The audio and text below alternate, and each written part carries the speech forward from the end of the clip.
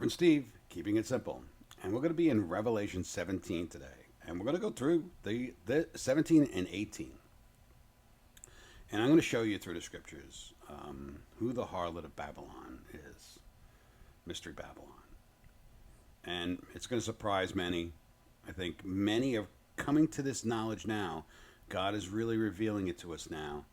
I think he laid the foundation with me about 10 years ago. But he's really, people are starting to see something.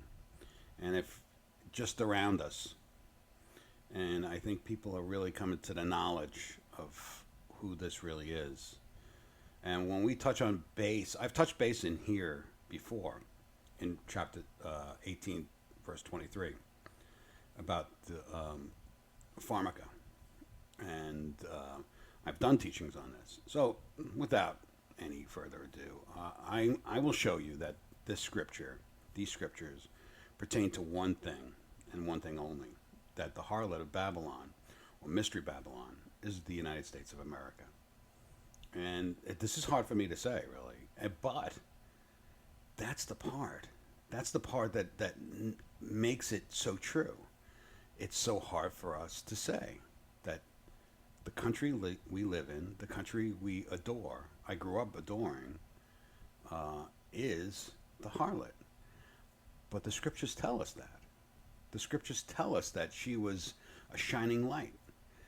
If you look at Jeremiah 51 and 52, it was the hammer in God's hand, the Babylon of old. But that Babylon in Jeremiah 51, 52 also pertains, and if you read that scripture, it matches with these two scriptures and gives us an in-depth look at who the Babylon is today.